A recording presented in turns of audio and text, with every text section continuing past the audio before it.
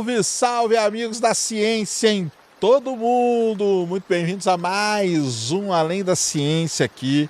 E hoje é o seguinte, meu povo, que momento, né? Muita coisa aí acontecendo, né? É OVNI invadindo o Brasil, é OVNI que vai abduzir a seleção brasileira e é a estreia do filme do Steven Spielberg, né? O dia D, o dia do Disclosure, isso mesmo. Muita coisa, uma coisa que a gente nota, né? Até antes de começar aqui o episódio, tá? Uma coisa que a gente nota, se você ficar procurando, se você ficar analisando, estudando sobre vida fora da Terra e a cultura pop, existe uma relação muito íntima entre elas, muito, tá? Tanto que talvez a primeira grande coisa, assim, de vida fora da Terra foi quando Orson Welles leu o livro do H.G. Wells, que é o livro Guerra dos Mundos. Ele leu numa rádio lá em Nova Jersey. Sabe que dia que ele leu? Na véspera do Dia das Bruxas. Também besta, ele não tem nada, né? E isso causou um pânico geral na população, saíram para a rua e tudo. E se a gente for acompanhando ao longo da história, a gente vai ver essa relação aí, quase às vezes que profética, entre a cultura pop, filmes, séries e tudo mais, e o que acontece na realidade, ou pelo menos o que a gente espera que aconteça na realidade. E isso é muito importante, por quê? Porque quando a gente trata, por exemplo, de avistamento de OVNI, de UFO, né? Ou de UAP, como é chamado hoje, a pessoa que avista qualquer luz no céu, ela está carregada desse viés, dessas referências e tudo mais. Então isso é uma coisa, assim, muito importante a ser levada em consideração. Então este episódio aqui é para tentar responder aquela velha pergunta, né? Talvez a pergunta aí que mais, né, que assola a humanidade, a pergunta de: será que estamos sozinhos nesse universo todo aí? Será que não tem mais ninguém por aí? Por que a gente nunca recebeu ninguém? Será que a gente já recebeu? Será que a gente recebeu alguma mensagem ou não? Será que nós já enviamos mensagens? Então, vamos trocar uma ideia sobre isso, porque estamos nesse momento aí muito especial, né? Tivemos aí há poucas semanas atrás aí o famoso OVNI de Campo Largo, que depois não descobrimos o que é. Temos aí, né, passando aí toda hora videntes, gurus, falando de naves alienígenas, o 13 Atlas, né? Para quem não lembra do 13 Atlas, que é o cometa interestelar, ele foi tido como sendo uma nave alienígena, trazendo alienígenas do universo inteiro, e acabou que não é nada disso, né? E agora aí, meio que para fechar tudo isso, como se fosse um fechamento, o filme O Dia D, o Dia do Disclosure, que é o filme do Steven Spielberg. Steven Spielberg, por sua vez, é muito ligado a alienígena também. ET, lá na década de 80, depois ele fez o Contatos Imediatos de Terceiro Grau e agora o Dia D, o Dia do Disclosure. Então, nós vamos falar sobre tudo isso aí. Vamos começar aqui falando um pouquinho sobre o próprio filme, né? Tentar não dar spoiler para vocês do Dia do Disclosure, ou do Dia D, como o pessoal chama, tá? E mostrar a escala absurda do universo, não só em espaço, mas também em tempo, que é muito importante, né? Será que nós estamos sozinhos no universo ou não? Por que tem tanto cientista, né, que acredita que tem a vida aí pelo universo afora?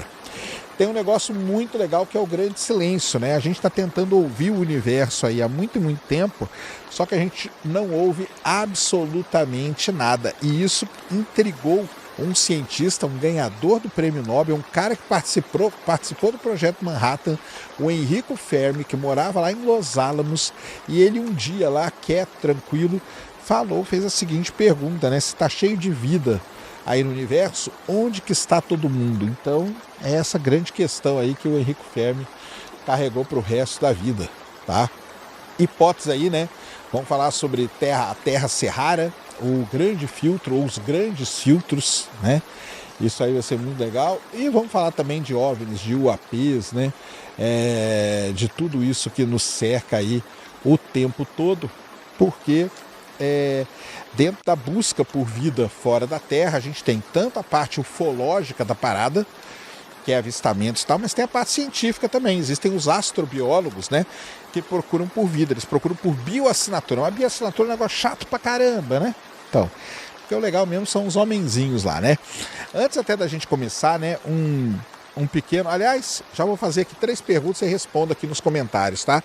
A primeira é: se você acredita que exista vida de qualquer jeito no universo, Segunda pergunta, para quem respondeu que sim, né, obviamente. Se você acredita que exista vida inteligente no universo, a inteligência a gente deixa para discutir uma outra hora, porque só isso aí já causa uma discussão terrível. E, por último, né, você que acredita que exista vida inteligente, se ela nos visita ou já está entre nós, porque muita gente acha que a vida está entre nós por aí. Muito bem, então, para quem não está ligado, aí no dia 12 de junho, né, estreou aí o filme, né, do Steven Spielberg, o Disclosure Day, ou Dia do Disclosure, que é o dia como se fosse da revelação, né, para a humanidade. E isso, né, levou a gente a colocar aí uma pulga atrás da orelha de todo mundo, tá? A pulga atrás da orelha de todo mundo. E para tentar sempre responder aquela pergunta, né, se nós estamos sozinhos ou não no universo. E esse é o primeiro filme de alienígena e OVNI, né, aliás, é verdade, eu tinha esquecido do Guerra dos Mundos, né? O Spielberg fez o Guerra dos Mundos com o Tom Cruise, tá? Com o Tom Cruise. Então, ele fez ET, ele fez o Contatos Imediatos e ele fez Guerra dos Mundos, isso mesmo. Então, ele ali o Guerra dos Mundos, na verdade, é meio que um roteiro adaptado, né? Seria, tá? Seria. A gente pode falar, né, que ele praticamente, por esses filmes aí que eu falei, definiu esse gênero, né? O Contatos Imediatos Terceiro Grau, ele é um filme tão interessante que tem até um ufólogo que participa e tudo mais. O ET é aquele ET bonzinho, né, que todo mundo acha legal, que você vê, você chora e tudo mais. Então, ele pintou o alienígena daquele jeito. Tudo bem que depois em Guerra dos Mundos, os alienígenas comem o ser humano, né, para aproveitar o sangue dele, né? Então, essa que é a grande questão. Numa entrevista, né, recente aí, o Spielberg tem falado muita coisa, né? Uma das coisas que ele falou é que, aliás, vou falar duas coisas que ele falou que são interessantes. A primeira é que tem mais realidade do que ficção no filme. Então, aguenta isso aí. Uma outra coisa que ele falou, sabe o que foi? Que o ET de Varginha está sob domínio dos americanos. Isso aí, ele falou isso aí. E falou mais coisas, né? Sobre a ficção, né? Como que essas coisas aí elas se emaranham aí em tudo isso, né? O Contatos Imediatos do Terceiro Grau, ele falou que teve muita coisa que ele inventou, né? Mas que no Disclosure Day tem muita coisa que ele não sentiu nem que precisava inventar, né? Então essa é a questão, né? Então, o Steven Spielberg, 79 anos, um dos caras mais informados e mais bem conectados do planeta, está dizendo que o filme dele sobre OVNI é mais fato do que ficção. É isso mesmo. E o Spielberg diz que a curiosidade dele se intensificou depois dos relatos de 2017 envolvendo pilotos da Marinha Americana e imagens capturadas por sistemas infravermelhos. O que tem acontecido no mundo atualmente, principalmente com relação à liberação de documentos, isso aí surgiu em 2017, quando no New York Times foi publicado um artigo, tá, mostrando ali pilotos, né, alta patente da Marinha Americana, falando que teve contatos e tudo mais, e que existiam essas filmagens por aí. O pessoal pediu as filmagens e realmente existia. É o famoso tic-tac, que é aquela navezinha que fica mexendo na frente do caça lá. Desde então, o governo americano ele vem liberando artigos, documentos, tudo isso relacionado a essa época. E não só dessa época, mas coisa recente também. Então tem coisa muito recente que está sendo liberada agora, graças a uma lei que tem nos Estados Unidos, que é a lei da livre informação, né? E o pessoal faz o pedido e é obrigado a ter isso. Então, tá aí, né, o Steven Spielberg falando muito bem disso, né? Falando muito bem disso. E já lá em 2023, né, ele já tinha dito que não acreditava que o ser humano estivesse sozinho no universo e que a coincidência não tá sozinho no universo é um negócio complicado. Eu vou explicar um negócio para vocês. Eu não acredito, né, que exista vida inteligente fora da Terra. O próprio Spielberg fala uma frase que é a frase que eu uso para me auto-refutar, que ele fala o seguinte: é matematicamente impossível. Por que ele fala essa frase? Porque existe dentro da matemática um negócio chamado teoria dos grandes números que refuta isso aí totalmente, tá?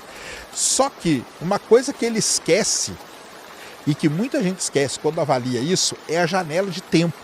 Então a questão não é você tem que ter alguma vida inteligente vivendo na mesma época que a gente, que é uma janela de tempo muito restrita e a uma distância alcançável, o que é uma coisa hoje impossível de se falar. Mas se você pensar pelo ponto só do espaço, seria matematicamente impossível mesmo, tá? Agora, a grande questão é, será que governos eles têm acesso a isso?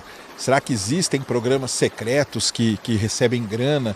Isso aí os Estados Unidos já provou que tem, né? Que ele tem um programa secreto lá dele que recebeu grana durante muitos e muitos anos. Esse artigo de 2017 acaba comprovando isso. Então, e como seria liberar esses documentos de uma vez? Será que a gente libera em conta-gota, igual o governo americano está fazendo atualmente? Solta um pouquinho, coloca uma coisa... Tudo é tudo aquelas bolinhas passando para um lado para o outro, mas de vez em quando tem uma coisinha ali que chama atenção. Será que é isso que eles querem? Então, esse dia D, o dia do disclosure, é justamente falando do dia dessa grande revelação. Ué, mas revelação do quê? Será que eles já estiveram aqui? Será que eles estão aqui agora andando entre a gente? Então, essa é a grande pergunta que a gente quer responder. No filme dele tem ali, né, tem a Emily Blunt está fazendo parte, Josh O'Connor está fazendo parte, Colin Firth também, Como um Domingo, o roteiro é do David Koepp, né, que é o mesmo de Jurassic Park, e a trilha sonora é do grande amigo dele, né, John Williams, né, para vocês terem uma ideia, 30ª colaboração entre os dois, tá? Então, será que vai dar frutos aí lá na frente? Nós vamos ver, tá?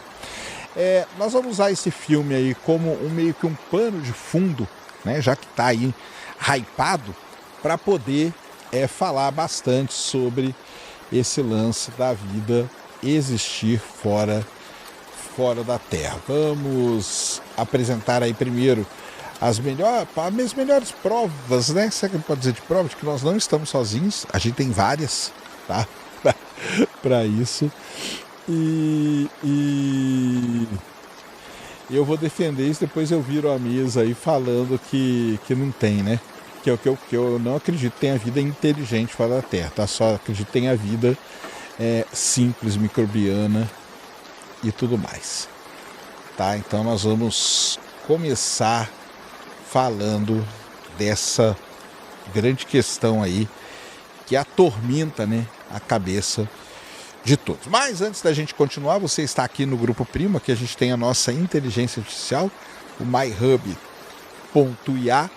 onde você tem ali os melhores, maiores modelos do mercado, uso de texto ilimitado, uso de figura e vídeo, você tem ali créditos, né, para você poder utilizar. Além disso, tem uma comunidade, tem live de semana, tem cursos direto, então você vai estar sempre se aprimorando aí nas inteligências artificiais. Então entra aí no MyHub, a melhor promoção para você está aqui, ó, nesse link, clique aqui, vai lá, adquira agora o myhub.ia. Tem os agentes aí científicos lá também, você pode até sugerir novos, beleza? Vamos continuar aqui então, porque quando a gente fala, né, desse negócio de vida no universo e tal, uma coisa que a gente tem que ter em mente é a escala do universo que a gente está falando. O Sol, por exemplo, ele é uma estrelinha só, uma estrela média, a classificação correta do Sol, ele é uma anã amarela, né, anã amarela. Só na nossa galáxia deve haver aí cerca de 400 bilhões de estrelas e a gente tem cerca de 2 a 3 trilhões de galáxias no universo. Então, isso põe esse número aí, a gente não consegue nem falar o número que dá, tá? Mas é um número muito grande de estrelas. O problema é o seguinte, né? Que não é toda estrela que tem planeta na sua zona habitável, isso aí já corta um monte. Não é estrela que teria planetas rochosos e na zona habitável, também já vai cortando um monte. Então, é aquilo que eu falo, embora o universo possa ser infinito no espaço e tudo mais, as condições para a vida existir não são infinitas, tá? Então isso é muito interessante da gente falar, tá bom? Então, mas imagina que eu tenho essas centenas de bilhões de estrelas, né? Com bilhões de galáxias e tudo mais, o resultado é um número aí de estrelas no universo observável que beira o 10 elevado a 22, que é o 1 seguido de 22 zeros, que não dá nem para falar o que é isso, né? Eu acho que chega ali num certo valor que a gente já perde o que tem que falar, tá? O pessoal fala que tem mais estrelas no universo que grão de areia nas praias ou nos desertos da Terra somados, tá? Então, essa que é a questão quando a gente fala que é muita coisa que tem pelo universo. É muita coisa, mas para a vida existir não precisa de tanta coisa assim não, tá? Muito bem. Nos últimos 30 anos, até 1955, a gente não tinha confirmado nenhum planeta, né, fora do sistema solar. E depois, em 1995, a gente descobriu o primeiro, e hoje nós já vamos para 6.000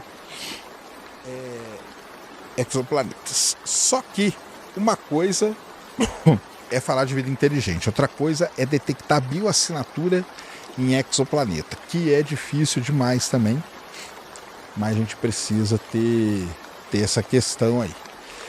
Dos 6.000, obviamente, boa parte deles são gigantes gasosos e tal, então não teriam vida, são poucos o que tem o tamanho da Terra, orbitando a estrela certa e tudo mais. Então isso tem que ser levado em consideração também. Beleza? Então, assim, com tanta estrela, com tanto planeta, né? Isso 6.000 são planetas que a gente descobriu, tá? Então agora imagina que toda estrela que está por aí, que tem ali um disco ao seu redor, pode gerar planeta, né?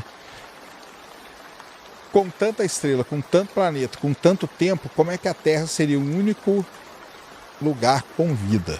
E muita gente acha que a gente é especial por conta disso, né? Então essa é um grande argumento que tem por aí. Como eu falei, né, a lei dos grandes números me refuta imediatamente, num primeiro momento, mas depois quando a gente começa a entender o que é ser vida, né, o que é ter vida, a gente precisa de muitas outras coisas que talvez tenham se perdido já. Beleza? Bem,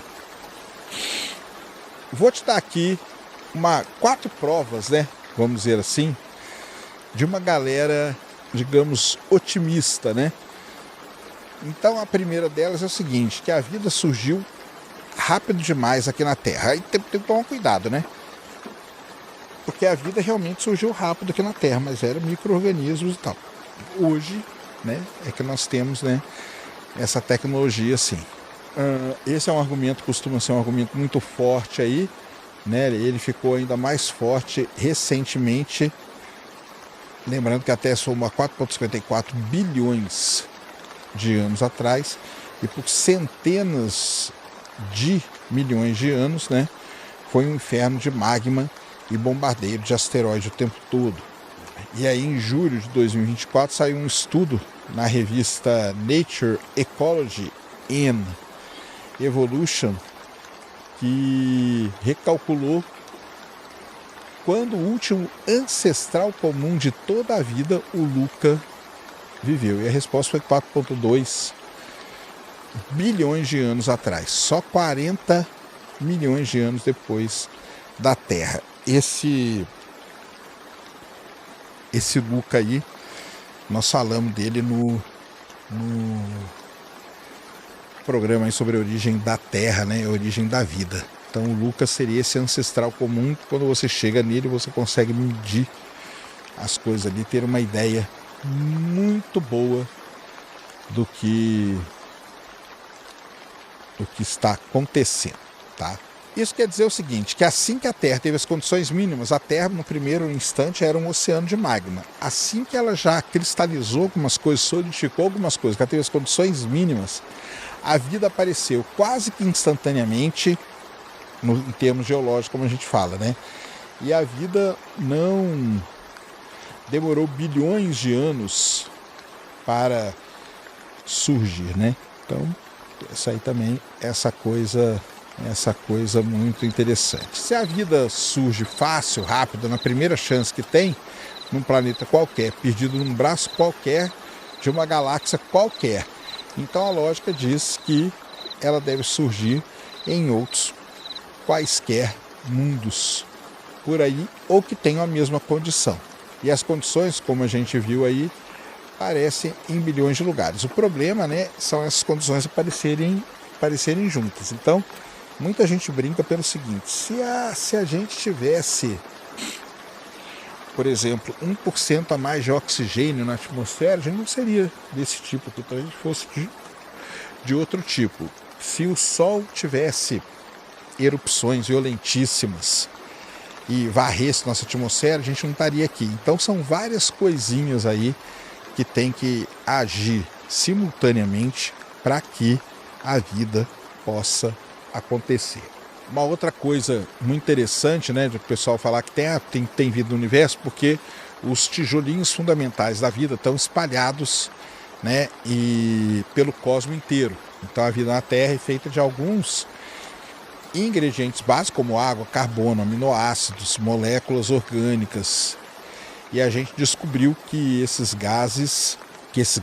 ingredientes, na verdade, né, estão em todo o universo. Então isso aí também é muito interessante da gente falar. Mas olha só, você já restringe para um certo número de elementos para poder depois ainda gerar vida. Então é assim, eu gosto de comparar, e agora a galera vai vir aqui, vai me detonar, mas vamos lá.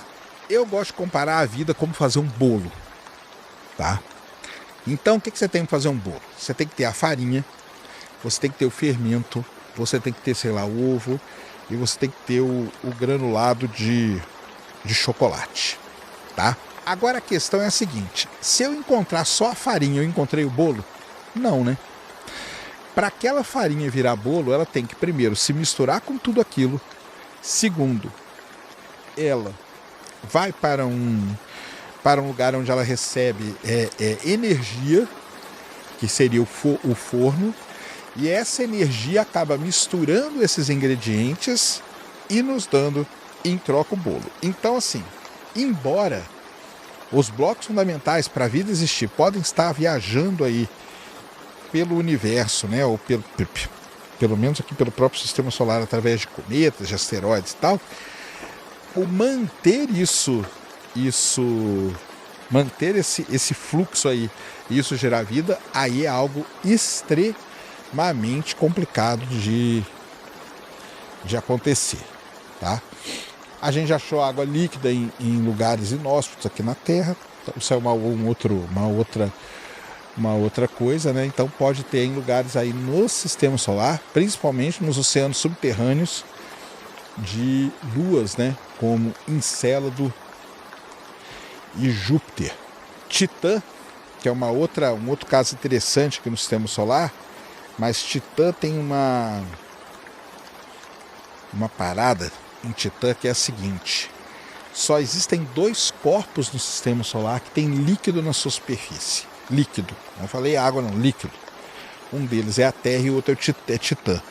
Agora, olha as condições em Titã, hein? Titã é um planeta tão longe, uma lua, né? Desculpa, tão longe, que ele faz com que gases como metano fiquem em estado líquido. Olha que doideira isso. E isso faz com que Titã seja o único objeto que tenha líquido na superfície, que é Titã e a Terra, né? A Terra tem água e Titã tem esses lagos aí de metano e etano e tudo mais. Assim, o que o pessoal defende, então, só para vocês entenderem, é o seguinte: como os blocos fundamentais para a vida estão por aí, soltos, como a gente tem mais de 6 mil exoplanetas já descobertos, e agora a gente pode ir para mais, né? Cada dia, na verdade, aumenta essa lista aí. Então, o pessoal fala, por exemplo, por que a vida tem que ter sido feita aqui? Não podia ter sido feita em outro lugar? Poderia. Mas aqui é que teve as condições exatas no momento exato, tá? Outra coisa, né, que o pessoal fala é que a vida ela é muito durona. Então você tenta impedir, né, a vida dela surgir, mas não tem problema, né? Antes a gente pensava que a vida precisava, né, de condições delicadas, fofas, mornas, água na temperatura certa, sol, gravidade correta e tudo mais, mas não. Então, por exemplo, como que a gente sabe disso? A gente sabe disso porque existem na Terra determinadas bactérias que a gente chama essas bactérias de extremófilos. O que quer dizer isso? Elas vivem em condições, por exemplo, no fundo de um oceano, onde praticamente sem luz esses extremófilos conseguem viver a temperaturas gigantescas também. Então, dentro de rocha também. Então, existem assim, esses elementos aí, eles estão, né? Essas bactérias aí estão espalhadas pelo planeta todo, tá? Em ambiente radioativo também, e por aí vai, em tudo que é lugar, tá? Se a vida aguenta, o pessoal defende o seguinte: se a vida aguenta tudo isso aqui na Terra, então o leque de planetas onde poderia existir aumenta muito mais. Você não precisa ser uma Terra perfeitinha para que tudo isso aconteça. Isso que o pessoal argumenta, tá? Pode ser uma lua congelada, você pode ter água no fundo das crateras. Então, tudo isso tem essas condições aí, que o importante não é ser perfeito, né? O importante é ter as condições para que a vida possa existir. Pode ser um mundo infernal que mesmo assim a vida dá seu jeito. A outra questão é a famosa equação de Drake, né? Então o astrônomo Frank Drake, lá em 1961, escreveu uma equação para estimar quantas civilizações seriam capazes de se comunicar com a gente, né, via ondas de... O que a equação faz? Ela multiplica uma série de fatores, tá? Então ela quer calcular o N, que é o número de civilizações. Ela multiplica um monte de fator e a partir disso ela faz uma conta baseada, muita coisa ali em chute, tá? E aí com essa conta a gente chega em um determinado valor, se não me engano já chegaram a 65, 35, tem uma última medida aí, 20 e poucos, né? Então o que seriam esses números? Seria um número de civilizações avançadas que a gente teria, pelo menos, né, aqui na Via Láctea. E o problema aí principal da equação de Drake, né, é que a maioria dos fatores a gente não conhece direito, né? Então, dependendo do que você achar por aí, né, você tem que colocar, mas na verdade a maior parte dos fatores são chutados. E aí quando você chuta para um lado mais otimista, dá um número maior de civilização. Você chuta menos otimista, dá um número menor de civilização. Hoje, com o avançar das coisas, né, quando o Drake criou essa equação, olha que loucura, né? Quando o Drake criou essa equação, não existia nem exoplaneta nenhum. E hoje a gente já consegue testar com várias questões, tá? Bem, o ponto filosófico da equação do Drake, né, ele é bem poderoso, né? Se você for minimamente otimista em cada fator, a conta estoura. A galáxia deveria estar fervilhando de civilizações, tá? E não está. Então essa é uma grande... Não está, né? Pelo menos, se tiver, ainda não veio. Será que veio aqui nos visitar? Isso aí vocês vão chegar nessa conclusão no final, né? Então a gente está exatamente nesse ponto aí em que a história, né, dá uma grande virada, porque se deveria ter, né, tanta gente lá fora, segue a pergunta mais incômoda da ciência, né, que é então, onde está todo mundo? Essa pergunta, ela tem nome, ela se chama Paradoxo de Fermi, E conta a lenda que em 1950, durante um almoço no Laboratório Nacional de Los Alamos, né, o físico Enrico Fermi, o mesmo cara que construiu o primeiro reator nuclear, fazia cadeia em massa de forma controlada, ele estava conversando com os colegas, né, sobre disco, sobre volante, sobre a vida, né, em geral, né, e no meio dessa discussão toda, né, ele soltou a pergunta aí que assombra todo mundo: se tá cheio de vida aí, onde que tá todo mundo? Só para posicionar vocês na história, em 1947 a gente teve 2 eventos muito importantes de OVNI caindo ou sendo resgatado, supostamente resgatado, que é o acidente de Roswell, foi em 1947. A fala do Fermi aí foi em 1950, desculpa, né? Então, onde que está todo mundo? Não sabe. A Via Láctea teria mais de 13 bilhões de anos, uma civilização tecnológica, mesmo viajando devagar, sem nada mais, né, rápido que a luz, levaria no máximo uns poucos milhões de anos para então colonizar a galáxia inteira. Há alguns milhões de anos, parece que é um número muito grande, né? Mas é um piscar de olho aí que a gente tem dentro da história. Então, se a vida inteligente é comum, alguma civilização já deveria ter surgido milhões ou bilhões de anos antes da gente, e aí, né, já deveria ter colonizado tudo, ou pelo menos deixado sinais por toda parte, que é o que acontece normalmente, né? Mas sondas, transmissões de rádio, estruturas gigantescas em volta de estrelas, né? Mais do que a gente vê quando aponta os telescópios e as antenas, é nada, é um silêncio absoluto, tá? A gente procura sinais de ondas de rádio, né, para uma civilização avançada, e a gente emite também esses sinais. Quando a gente manda sinais, a gente chama, olha, quando a gente escuta, né, a gente chama de SET, que é Searching for Extraterrestrial Intelligence. E quando a gente manda sinais, a gente chama de MET, que é Messaging to Extraterrestrial Intelligence. E até hoje nada, nenhuma transmissão, nada aconteceu sobre esse evento, sobre essa busca aqui na Terra. Então tem essa questão muito legal. Alguns pontos muito interessantes do Projeto 7. O Projeto 7 ele tinha um negócio que era o seguinte: eles pediam para você deixar seu computador ligado, e de madrugada eles iam entrar no seu computador, iam ajudar a processar os dados do SET no seu computador. Muita gente, eu participei, chamava SET at Home, tem um arrobinha ali. Então é um negócio muito legal que o pessoal fez na época para poder, digamos assim, divulgar, né, os resultados aí, do Projeto 7.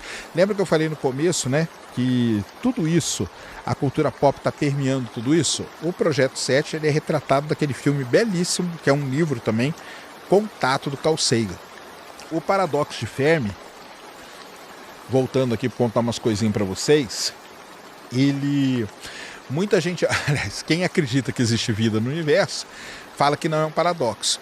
E muita gente fala que nem foi o Fermi que falou isso. Ué, mas por que falaram para ele? Porque ele era ganhador do prêmio Nobel. Então ninguém encheu o saco dele, ninguém ia ter coragem de chegar pro Fermi, né? E falar: Fermi, meu amigo, você tá maluco com esse negócio aí de vida, esquece isso, entendeu? Porque o cara era simplesmente ganhador do prêmio Nobel, ninguém ia se meter com o Fermi, não, tá? Então, mas tem um pessoal que fala que não é nenhum paradoxo e nem foi o Fermi que falou isso, né? De onde está todo mundo. E esse grande silêncio aí persiste aí até agora, tá? E por isso que é o paradoxo Fermi, né? Se o universo está cheio de vida, cadê todo mundo? Tá? Cadê todo mundo?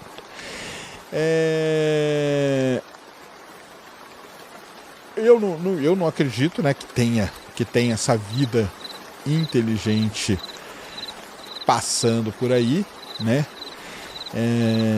Mas, né? Será que a gente está sozinho ou não? Uma outra coisa muito legal para falar para vocês sobre paradoxo de Fermi, que é o seguinte: ele parte de uma premissa básica, tá? Porque é o seguinte, pessoal. O que é, primeiro, quando a gente fala de vida inteligente, a primeira grande questão que tem é o seguinte: o que é vida? Só isso aí tem uma galera que já se mata discutindo o que é vida. Inteligente é pior ainda. O que é uma vida inteligente? Formiga é uma vida inteligente? Golfinho, polvo são inteligentes? Então, assim, um vai achar que é, o outro vai achar que não é e tal. Eles tentaram, né, vamos dizer assim, meio que parametrizar tudo isso. E aí dois caras, né, que é o Morrison e o amigo dele, eles definiram as premissas do que seria uma civilização inteligente neste contexto. Neste contexto, uma civilização inteligente é aquela que consegue se comunicar via ondas de rádio. Que elas têm que ir lá, sozinhas, construírem, né, uma antena e com isso fazer a comunicação. Tá? Então, essa premissa básica para o pessoal. Civilização inteligente é aquela que se comunica através de ondas de rádio. Tá? O pessoal usou essa premissa aí para poder falar, né? Muito bem, eu já estudei como que os planetas se formaram, como que os planetas funcionam por dentro, né? E quanto mais eu estudo aí, principalmente o planeta Terra, né? Eu acho que a gente é um acaso total. Ah, o pessoal fica bravo comigo. Pode ficar bravo. Pode ficar bravo. E aí a gente tem duas grandes teorias, né, que embasam tudo isso aí. Uma teoria é a teoria da terra rara. Não são as terras raras, não os elementos, tá? É uma teoria. A ideia central é que a vida microbiana simples pode até ser comum no universo. Só eu aceito. Eu teria levantado a mão ali no começo da minha pergunta, né? As bactérias, né, talvez tenha ido para outro lado. Mas a vida complexa, inteligente, tecnológica, capaz de fazer um podcast, isso pode ser muito, muito raro, se é que existe por aí alguma coisa, tá? Se é que existe por aí alguma coisa, quase impossível, porque para chegar até aqui, a Terra teve uma sequência, né, de eventos aí, de muita, muita sorte, tá? Então por que, né, a vida também não seria, tá bom? A gente está na posição, olha só, né? A gente está na posição certa da galáxia. Isso é um negócio que pouca gente fala, muita gente fala da zona habitável da estrela. Mas existe uma zona habitável galáctica. Nós estamos no ponto certo. O que é esse ponto certo? Não tem nenhuma supernova explodindo aqui do nosso lado para poder varrer a nossa atmosfera, não tem nenhuma explosão de raios gama acontecendo e mirando para nós, de modo que a gente está numa região aí que é muito boa. Nós não estamos muito perto do centro da galáxia também, que é muito complicado, e também não estamos muito longe. Tá? Tudo isso aí é levado em consideração. Outra coisa, né? Que tudo hoje está muito distante a ponto de se querer visitar. Além disso, né? Além de estar na zona habitável da galáctica, nós estamos na zona habitável da estrela. A gente tem, no caso do Sol, né? A zona habitável do Sol começa ali em Marte, vai até Vênus, e a Terra está no meio da zona habitável. Então nós estamos na zona habitável da galáxia, na zona habitável da estrela. Nós orbitamos uma estrela que não é violenta, que é o Sol, que não tem tempestade. Nós temos uma atmosfera. Essa atmosfera tem a proporção correta de hidrogênio, oxigênio, hidrogênio, hélio, todos esses elementos. A gente tem essa proporção correta. Outras coisas, né, que a gente pode agregar a isso.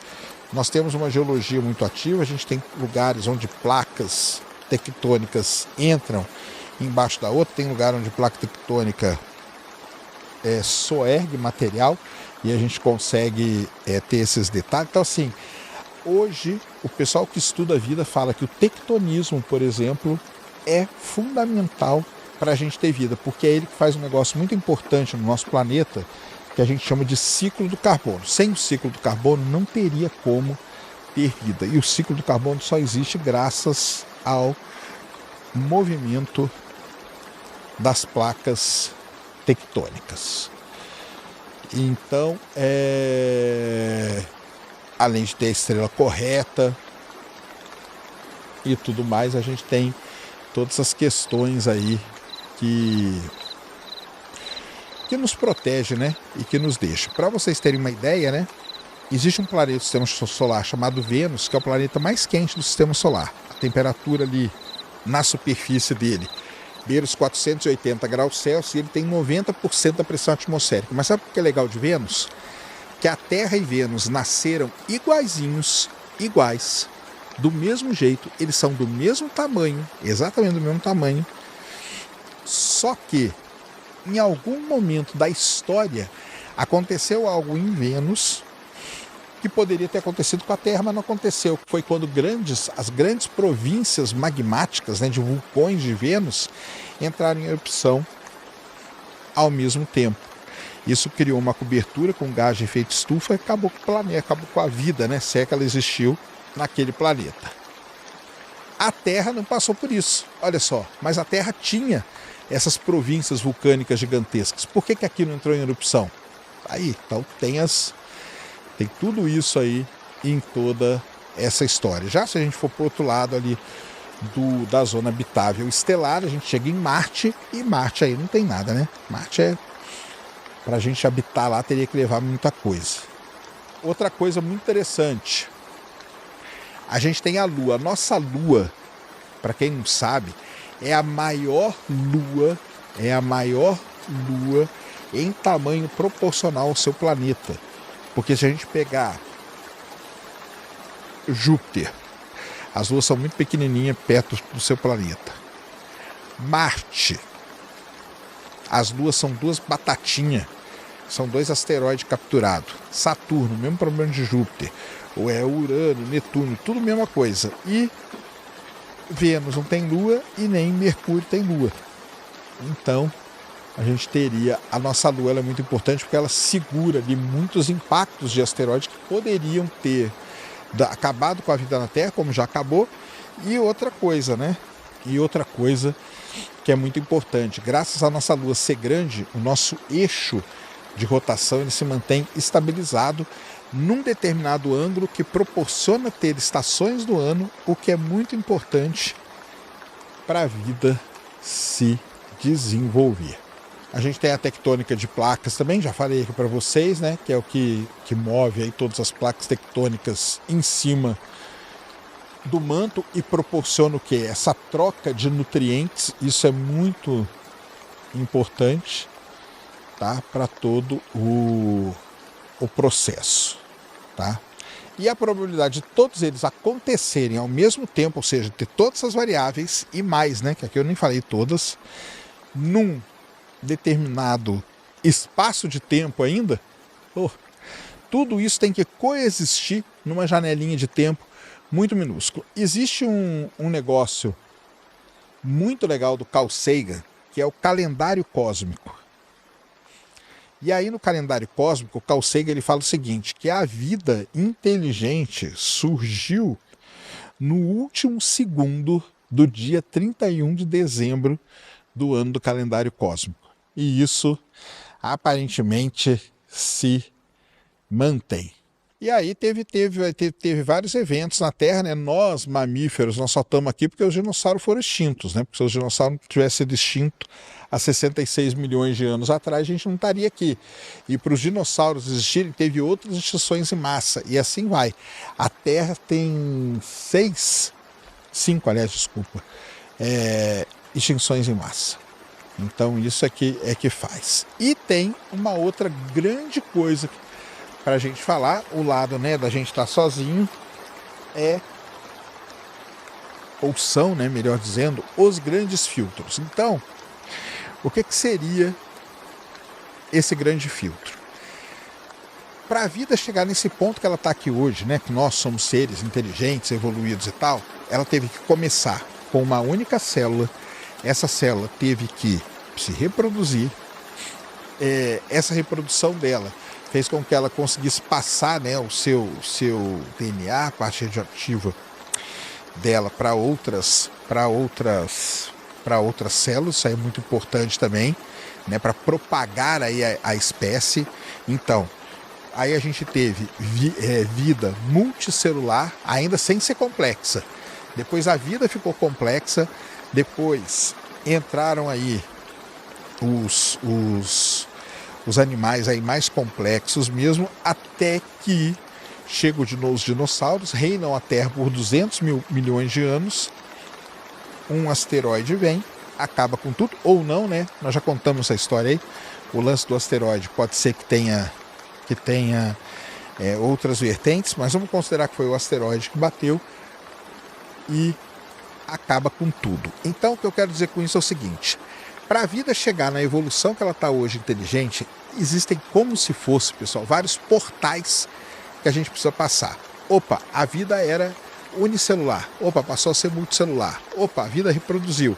Opa, ela conseguiu levar a informação genética para os seus sucessores. Beleza? Depois a vida se torna complexa. Depois a vida se torna inteligente. Depois essa vida inteligente pensa e começa a fazer armas. Depois então a gente vai tendo assim vários portais. A teoria do grande filtro é a seguinte: será que a gente já passou por todos eles? E aí é que vem um negócio sensacional da gente falar. Se a gente já passou por todos os filtros e o filtro está para trás da gente, excelente, tá? Significa, né, que os passos mais difíceis a gente já deu. Mas talvez seja o surgimento da própria vida. Talvez seja aquele salto, né, por vida complexa, demorou cerca de 2 bilhões de anos para acontecer. Isso se o filtro estiver atrás da gente. Então, se o filtro está atrás, tá show de bola. O problema é o seguinte: a gente pode ter passado pelo filtro, só que ninguém mais passou. E aí, o que tem no universo é o que a gente chama de um cemitério de quase coisas que conseguiram passar pelo grande filtro. Então, essa é uma das coisas, tá? O outro lado da parada é o seguinte: e se o filtro ainda estiver na nossa frente? E quando que chega esse grande filtro? A gente não sabe. E se todo mundo, agora é o contrário, e se todo mundo já passou pelo grande filtro e a gente não passou? Então, neste momento por isso que o tempo, eu não vejo quase ninguém falar do tempo como um fator, tá? Então, neste momento da história do universo, todas as civilizações inteligentes já passaram pelo filtro e nós ainda não passamos. Nós estamos aqui atrás do filtro. Então, para nós, olha que loucura, nós continuamos sozinhos. Porque todo mundo que estava meio evoluído acabou, né, vamos dizer assim, né, passando. Todas as civilizações mais evoluídas passaram pelo filtro. E aí é aquela grande questão, né? O que você prefere? Ter o filtro, né? Já ter passado, ou ter o filtro na nossa frente? E aí é o seguinte: o que pode ser um grande filtro para nós da humanidade? Pode ser um negócio que a gente chama de autodestruição. Então, por exemplo, uma guerra nuclear pode ser um grande filtro? Pode. Uma mudança climática catastrófica aí pode ser um grande filtro? Pode também. Então, assim, vai acabar com o planeta Terra? Não vai. O planeta Terra ele vai passar por alterações, mas ele rapidamente se vira e se reconstrói. Porém, nós não. Nós vamos ser afetados e, se brincar, extintos, tá? Extintos. E é por isso que tem muita gente que estuda a tal da sexta extinção em massa. Qual será? Beleza? Então é isso. Talvez a vida seja algo extremamente raro mesmo, a vida inteligente pelo menos nós não vamos encontrar jamais. Só nós que passamos por esse grande filtro. Mas além de ter vida inteligente, eu falei que não tem, né, só esse lance de vida inteligente.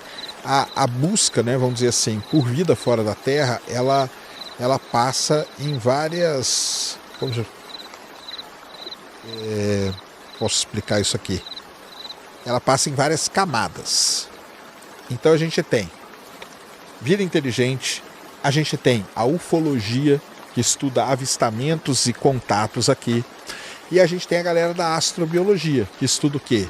Bioassinaturas, que já seria uma grande detecção de vida fora da Terra. O telescópio espacial James Webb, um dos grandes objetivos dele é procurar por bioassinatura. O problema é que bioassinatura, todo o resultado dela, ele é muito ambíguo, que a gente chama, tá? E para a gente falar de vida, a gente tem que ter uma determinação inequívoca da vida no universo. Pois bem, o James Webb observou um exoplaneta chamado K2-18bzinho. Ao observar esse exoplaneta, ele detectou algumas coisas muito interessantes. Ele detectou DMS e DMDS, tá? E o que é isso? Isso são coisas, são moléculas que são produzidas aqui na Terra por processos químicos. Aí você fala assim, opa, então com certeza a vida foi detectada. Aí é que está o grande problema. Não. Porque esse DMS e esse DMDS, essas duas moléculas detectadas aí pelo James Webb, elas podem ter origem também geológica e não biológica. Então não é uma determinação, como eu falei para vocês, inequívoca de que não existe. É uma questão de ambiguidade, né? Que pode ser geológico ou pode ser biológico. Como que a gente vai descobrir isso? Só indo lá. Mas nós vamos conseguir chegar lá? Não vamos, né? Que o exoplaneta, se não me engano, o K2-18bzinho fica a 175 anos-luz. Então nós sempre vamos ter essa grande dúvida. Se o DMDS e o DMS que detectou lá, ele é ou não é de origem biológica. É igualzinho, um exemplo aqui para vocês, é igualzinho o metano.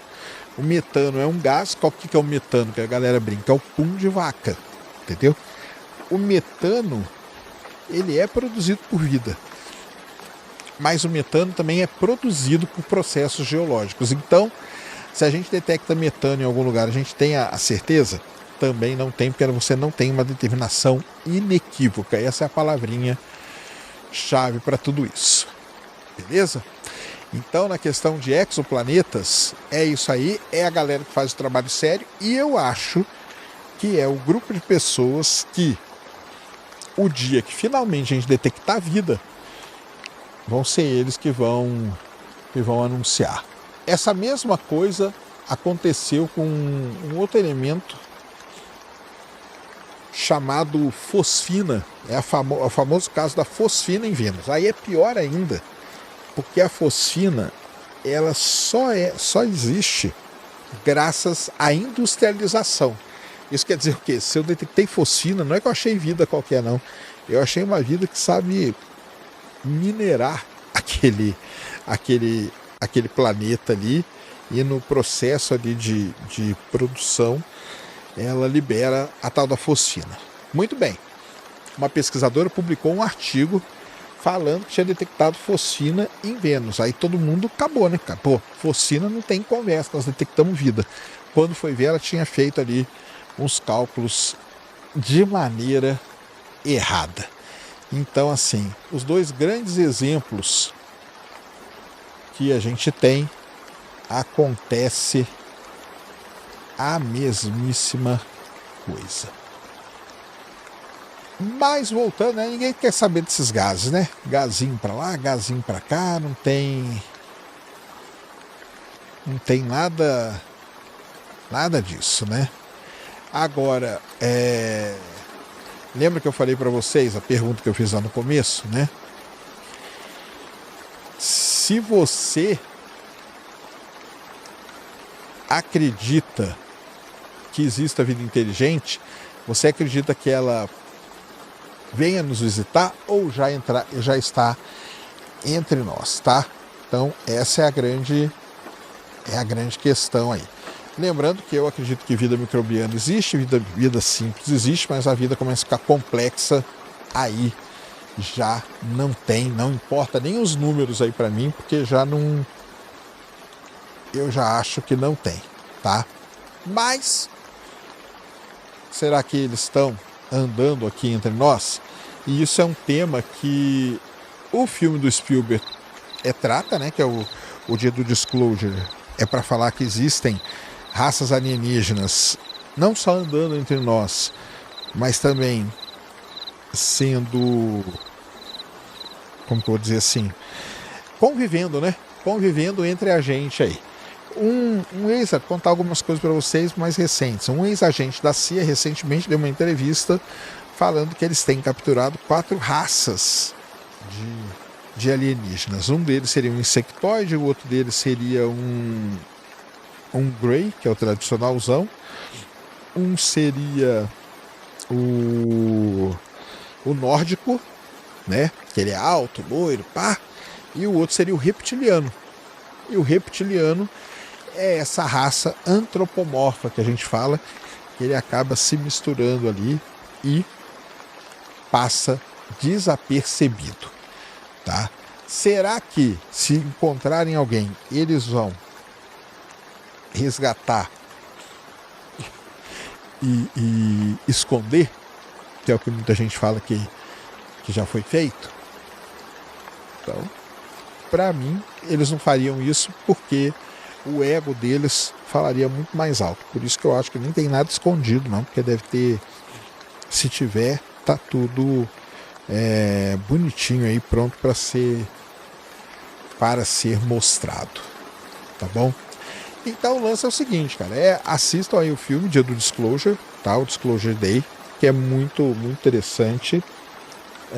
É o Spielberg, né? Vale a pena ver, e é Spielberg falando de ET, vale mais ainda você assistir, e tenho certeza que vai sair com uma pulga, pelo menos uma pulga atrás da orelha, você vai sair, você vai começar a olhar para todo mundo de forma diferente, tá? Porque imagina, se fulano ali foi, se o outro ali foi, então que são os reptilianos, tá? Que são os reptilianos. Mas é um tema aí que permeia a humanidade, né? Esse lance de ter vida fora da Terra ou não é de agora, tá? Isso aí vem desde antes de Cristo, aonde o pessoal já discutia a possibilidade, desde dos filósofos lá e tudo, o pessoal já tem essa, e nunca é um consenso, é sempre essa discussão. Tem a galera que acredita e a galera que não acredita, tem a galera que acredita e a galera que não acredita, e assim nós vamos convivendo até o dia que a gente encontrar. E a pergunta aqui para vocês é a seguinte: será que nós vamos encontrar? Vai ser uma muita gente aposta que quem vai encontrar são os astrobiólogos, uma bioassinatura. Mas será que nós vamos encontrar uma bioassinatura? Será que nós vamos encontrar algum bicho andando pela rua aí, né? Igual um filme que não é do Spielberg mostra, né? Os Sinais, que é muito bom, também dica de passagem, mas ele mostra os alienígenas já andando aqui pela Terra. Será que um dia nós vamos conseguir dividir, né, essa informação aí? Será que o pessoal vai conseguir dividir com a gente essa informação? Então, vá lá, assista o filme, O Dia do Disclosure. Vem aqui e me fale. Lembrando que as revelações de arquivo Disclosure que está sendo feito pelo governo dos Estados Unidos vai continuar sendo feito, e a gente espera que apareça alguma coisa. Vamos ver se, né, o Spielberg falou numa entrevista que o governo americano está em posse do ET de Varginha. Se ele está em posse, alguma hora isso aí deve aparecer. Será que vai aparecer? Será que não é uma quebra de diplomacia, por exemplo, os Estados Unidos falar de algo que aconteceu no Brasil? Só para vocês verem, né, o leque de confusão que essas coisas podem dar. E deixa aí nos comentários já, né, o que você acha, né, se existe, se não existe, se nos visita se está entre nós, tá? Que realmente é um tema aí que é muito interessante, mas preste atenção, tá? É muito legal de ser tratado da maneira séria, da maneira correta, tá? Então não adianta vir aqui contar seu caso que você viu uma luz não sei aonde, porque luz no céu é a coisa que a gente mais tem, beleza? Lembrando, você está aqui no Grupo Prima, que a gente tem a nossa IA, o nosso agregador de inteligências artificiais, que é o myhub.ia. Então você clica aí, que você vai ser levado aí para uma oferta imperdível do MyHub, onde você vai ter acesso aos melhores, maiores modelos de inteligência artificial do mercado. Os de texto são de uso ilimitado, os de imagem e de vídeo, você tem lá um número determinado de créditos para você poder utilizar. Além disso, tem lives, tem curso, tem a comunidade, que é legal demais, tem o pessoal lá conversando. E vai lá e assine e entre lá para discutir se tem vida fora da Terra ou não. Mas eu vou deixar o QR Code aqui na tela, o link na descrição, e você entra lá. Tem os agentes, tá? E vários agentes científicos lá, o Tesla, o Oppenheimer e o Einstein. Tá todo mundo lá. É isso, não se esqueça de se inscrever aqui no canal, deixe seu like, comente sobre a vida aí no universo, se ela pode existir, não pode, que tipo de vida, porque se nós vamos encontrar só um gazinho ali numa atmosfera, nós vamos ver uma nave descendo e descendo as pessoas, nós vamos encontrar de outro jeito bactérias em luas, por exemplo, como Europa, Encélado, igual eu falei para vocês aqui no Sistema Solar. Deixa aí nos comentários como que vai ser esse encontro, que vai existir uma hora, até eu acho que vai, e pode ser muito bem uma coisa explicada ou não, né? Tomar, muita gente, tá? Só para terminar mesmo, muita gente acha que eu sou contra isso aí, eu não sou não, tá? O que eu mais queria é que aparecesse mesmo, a gente saísse de mão dada andando com os alienígenas por aí. Pô, esse é uma das coisas mais sensacionais da história da humanidade. Espero que não tenha tido abdução dos jogadores do Brasil durante a Copa, né? Porque tá aí programado. Tem uma vidente que falou que uma nave alienígena gigantesca vai pairar em cima do estádio do Brasil durante o jogo contra a Escócia, né? Lá em Miami, e vai abduzir todos os jogadores e 700 torcedores vão ser escolhidos para ir nessa nave.